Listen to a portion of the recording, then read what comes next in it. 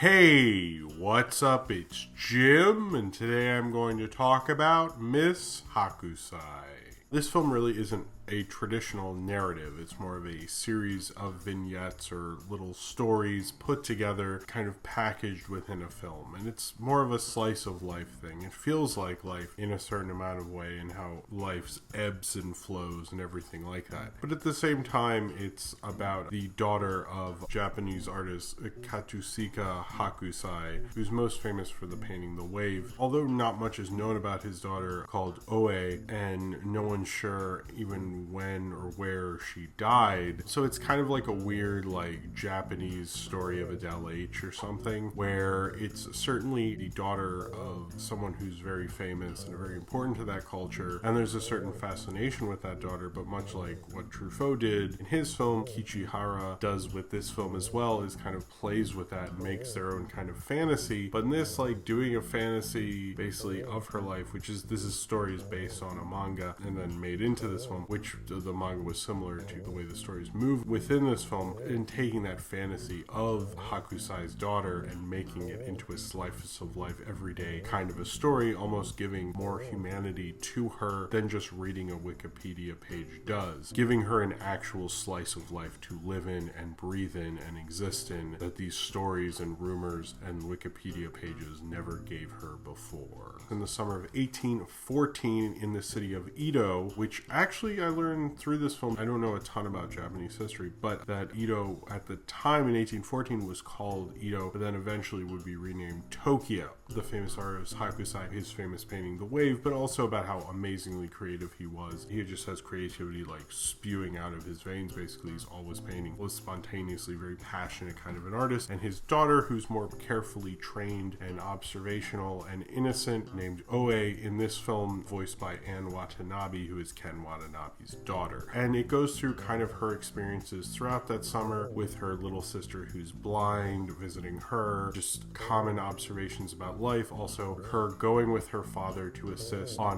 various problems people have with the various paintings and pictures in their homes and the spirits they feel that are coming off of them. And so often her and her father go to help fix that painting to kind of give it deeper meaning and help cleanse the spirits in there and calm the household down by fixing them. The way this film moves is, to me, as someone who I don't really think I know a ton about Japanese animation, I've seen I've seen everything Studio Ghibli's done, as well as everything Takahata did before that, and Miyazaki and all that stuff. But the thing about that is that I don't feel like I really know, it's not like I'm seeing an anime every week or something like that. So the flow of this reminds me of Takahata, particularly My Neighbors the Yamadas and Shay the Brat, and the way that flows. And I guess maybe both work in that way, as they were both based on mangas, and they tried to kind of mimic the style of those comics within the film. And this was based on a manga, which is sort of based on the idea of Oe, or Miss Hokusai. I like the flow of that. Certainly, I think Takahata is a much better filmmaker than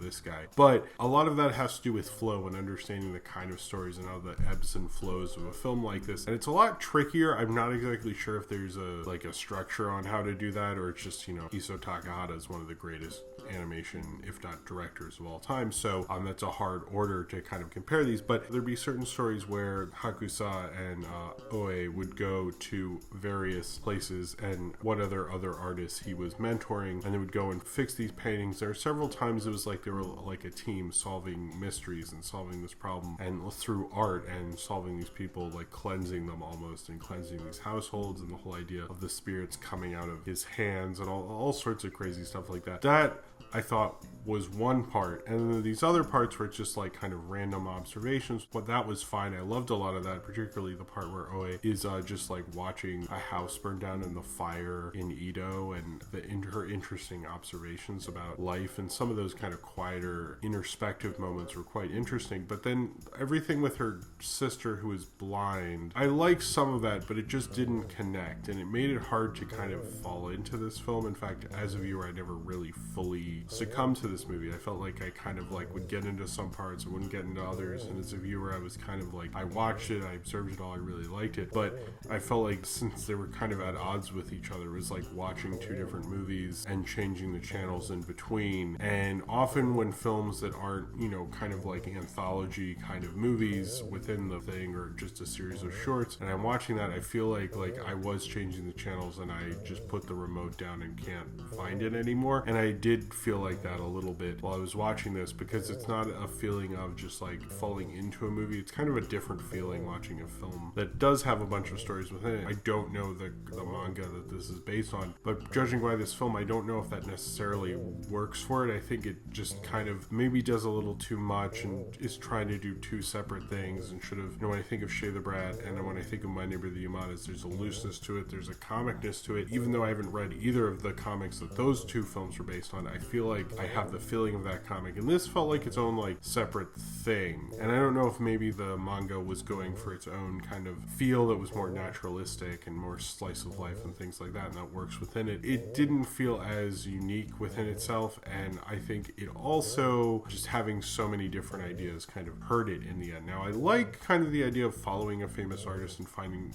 more of an interesting story within it rather than just following Hokusai. They follow his daughter, which is an interesting idea, and I think it makes it more of a unique biopic in a way. But it's not, I guess, really a biopic, because it's just about the summer of 1814, a specific time in her life with her father. Certain parts would be played up very significantly for certain characters, and then other parts they just mentioned it offhand. There didn't seem to be much order to a lot of things. It felt a little more random. Even people I heard behind me after the movie was over kept commenting on that. But I found it kind of almost relaxing in a way. It was almost kind of hard to watch this next to other trailers right after it. It felt like so kind of alien in what it was doing. And then it does weird things like having like some hard rock at the beginning and at the end, and I don't think that really fit with the flow of the movie. This movie kind of just does what it wants, and it wants you to come along with it, and you kind of do, even if it doesn't really work in its flow ways. It's kind of like an aggressive, like, we're gonna do what we want kind of flow. Maybe you could say life is like that. Maybe you could also say that life is such a unique experience to everyone who has existence, that the whole idea of acting like one form of storytelling fully examples existence is kind of a fallacy in itself, which is probably true. I think Miss Hokusai kind of gets the kind of natural flow of a million things going on. Life is a million different moments and different ideas and things, and really captures onto that. So in a way, it's not a fallacy, although you could say it is as well. I don't know what your life is like. I think it is interesting to see the differences between the daughter and the father who's like very much a showmanship, and he's doing, you know, these big huge canvases and then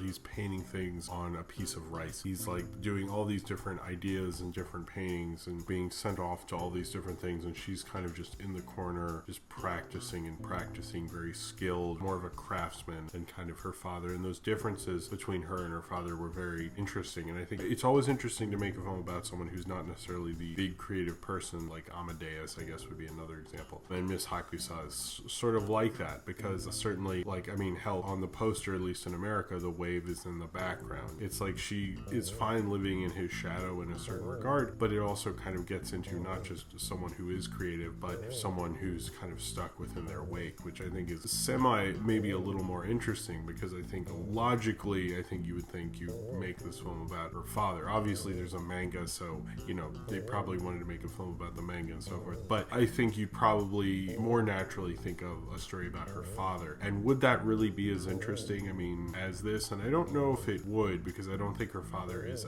as compelling as a character as OA is. It's kind of more interesting, although, you know, I'm sure someone's made a movie. I assume someone's made a movie about that guy. I don't actually know. I didn't look it up. I probably should have done that. Or even if someone's made a movie about her before. The reason it reminded me of Adele H is Adele H, of course, is the film that Francois Truffaut made about Victor Hugo's daughter and like what happened to her. That film is more playing off of a certain culture's legend of a particular figure's daughter. And that doesn't really have that much to do with Victor Hugo. He kind of like shows up through letters and stuff, but that's about it. And in this, Miss Hokusai is a major figure. He's a major point within the film and a major point within her life, and it does play into that situation of a father and a daughter and the different ways they take in art and understand art and see the world and how she sees Ito. I don't think Miss Hokusai is the greatest example of the kind of film that it is, the slice of life kind of various stories. I think you should probably see Shay the Brat or My Neighbor the Yamadas. Both are excellent. Over this has this episodic feel to it, has a nice vibe to it generally, but it's just not the kind of film that's going to make you love this kind of a format. It's a little uneven about what it's doing, and it doesn't seem to have a plan. It just kind of seems to have a random go with the flow attitude about it, and that's fine, I guess, but I don't think it overall really brings you in as a viewer. I feel like there is sort of a separation, unfortunately,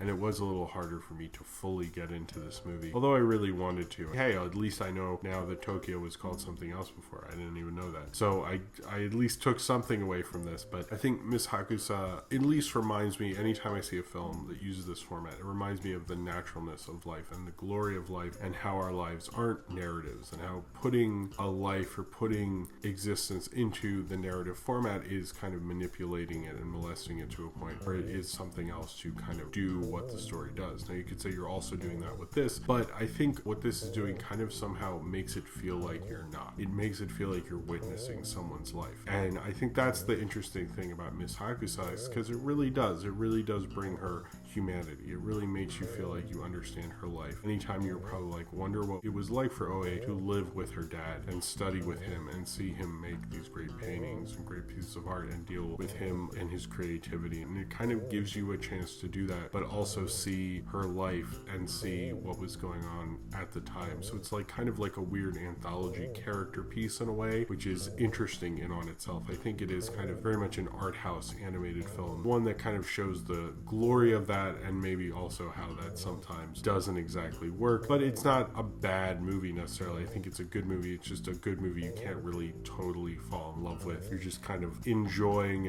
what it's doing and enjoying a lot of the stories along the way. So I guess this is kind of teetering on something I would really recommend, but it's teetering on it fairly heavily and making me glad that I kind of took a journey to the summer of 1814 with Ito and kind of examined this young girl artist's life and seeing what it was living in the shadow of her father and in the shadow of the Great Wave, but also see what that life was like with all the various changes and differences and almost the flow of life itself, and letting Miss Hokusai really show you the variety of life and how far and how deep and how much of a variety that really is. So if you have seen Miss Hokusai and you would like to talk about it, then comment below in the comments and subscribe if you would like to.